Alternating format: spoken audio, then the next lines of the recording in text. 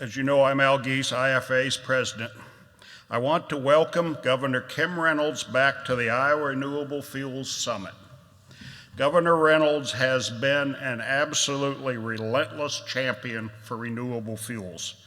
The governor recently passed legislation in Iowa to promote consumer choice for higher blends, specifically E15 and B30, with the Biofuels Access Standard Bill. And Governor Reynolds is leading the bipartisan coalition of Midwestern governors working to ensure year-round E15 remains a reality for retailers and motorists alike.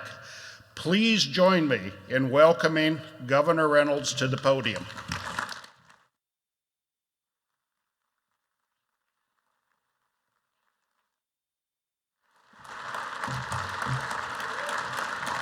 Good morning. It's great to see everyone. Always great to be here with you. Well, I want to start by thanking Al for that very nice introduction and for the opportunity to be here and join you. I'm so grateful for the Iowa Renewable Fuels Association for really being a voice for this critical industry and the farm families who make it possible. I don't think it's an overstatement to say that our state is stronger for your tireless advocacy, your research, and your educational efforts. As you know, organizations like yours are only as strong as its members that comprise them. And by that measure, RFA and our state's entire renewable fuels industry is absolutely in excellent hands. The talent and expertise of our biofuels producers are the engine of Iowa's reputation as a production powerhouse. Renewable fuels account for, I'm so excited about this, my notes say 5 billion, but I am pretty sure I heard Monty say as of today, the new stats, it's 7 billion. So I'm going with it. I think that's great. Yay. And as you know, supports tens of thousands of jobs in our great state. I'm always proud to stand up here and to tout to the nation that we're the #1 ethanol and biodiesel producing state in the country, accounting for about a fourth of America's ethanol capacity and a fifth of its biodiesel capacity. This in turn drives massive demand for corn and soybeans, in which Iowa ranks first and second, respectively. These are much more than numbers or rankings. They represent reliable, well-paying careers. They represent affordable, clean-burning fuel, and truly the difference between profit and loss for countless farm families. In short, thanks to the men and women in this room, when Iowa speaks about renewable fuels, the world listens. And we've never spoken more loudly or more clearly than we did in the past year. As you've heard, I was extremely proud to lead a multi-governor letter last year that successfully pushed the EPA to issue a waiver, giving Americans access to lower cost E15 over the summer when gas prices were at their highest.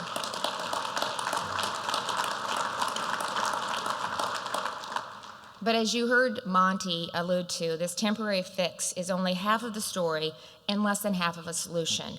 The letter Iowa led also included a regional request that the EPA provide permanent access to E15 during future summer driving months.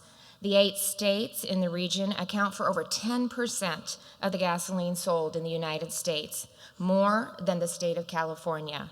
By law, as you also heard, EPA is required to grant this request. Yet months after the statutory deadline, they haven't so much as responded. It's unacceptable, and quite frankly, it's disappointing, but it is hardly surprising. That's why Iowa didn't just wait for the federal government to get its act together. Instead, we took charge of our own renewable fuel economy by passing the Biofuels Access Bill last year.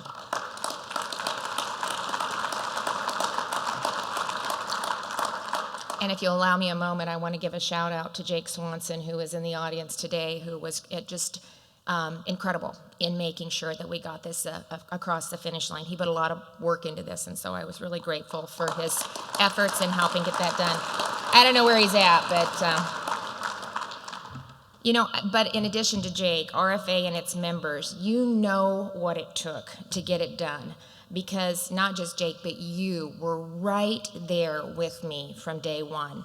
And the final product is a powerful testament to truly good faith, discussion, negotiation, and compromise.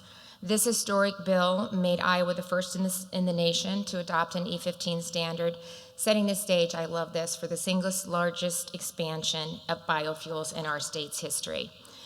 You know the data, but I'm going to run through it again because I love to talk about it. I can't help myself.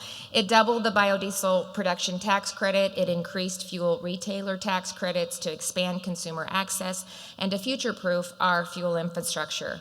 It also updated the biodiesel fuel tax differential to incentivize higher blends and comes with a $10 million investment in the Renewable Fuel Infrastructure Program. So these policies couldn't have landed at a better time with innovative and groundbreaking uses of our agricultural products. You know, when I have the opportunity to travel the state, I see it everywhere that I go. Last year, I got to visit the Verbio biorefinery in Nevada, which uses corn stover to produce renewable natural gas and ethanol while creating a range of other useful products. Then there's the Core plant in Elleyville. It's a first of its kind in the nation, commercial scale renewable BDO facility. And they will help leading brands replace petroleum-based sources with bio-based intermediates made from corn. The biofuel law really positions Iowa to take full advantage of innovations just like these and others for years to come. But above all, it continues to send an unmistakable message that the future of fuel is already growing here, and it's growing in Iowa's fields. That no number of politicized misconceptions out of Washington or pie-in-the-sky fantasies about electric vehicles can ever change that very fact. The momentum is with us on this issue, but I'm never going to stop looking for opportunities to fight for our renewable fuels and our farm families. And so for me, that's meant making strategic investments in critical priorities for agriculture in rural Iowa, like investing in a long-term, dedicated, and growing funding source for water quality, in which I'm proud to say we extended for another 10 years in 2021, or making transformative investments in broadband and childcare and in housing.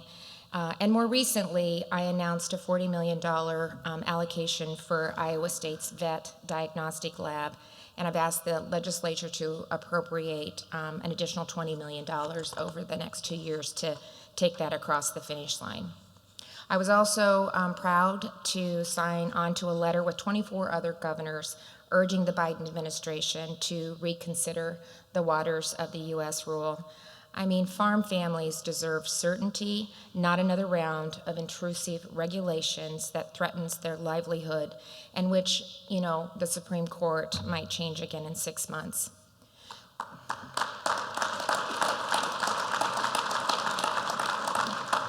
So in closing, I know that this industry and agriculture continues to face challenges, but if the past few years have proven anything, it's the fundamental resilience of our renewable fuels industry and the farm families that power it.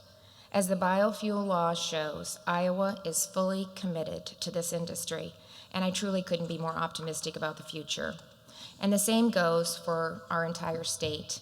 After successfully weathering a tough few years, Iowa has laid a foundation on which we can continue to thrive. We've been recognized as the most fiscally responsible state in the country, #1.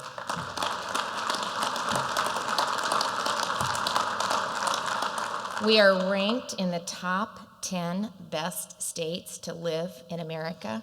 Now take that, this little flyover state that they used to refer to as Iowa, top 10 place to live in America.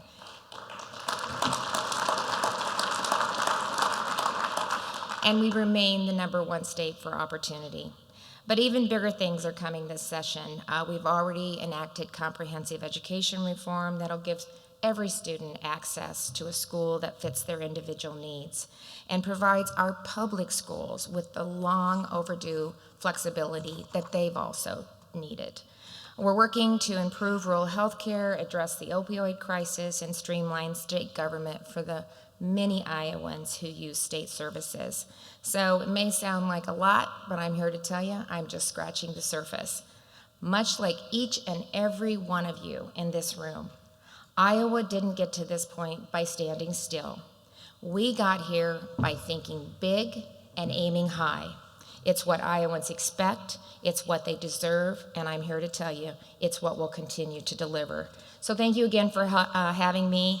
It's an incredible honor to serve as the governor of this great state and to work side by side with each and every one of you in an industry that is critical to our state and our state's economy. So thank you very much. We appreciate each and every one of you. Thank you.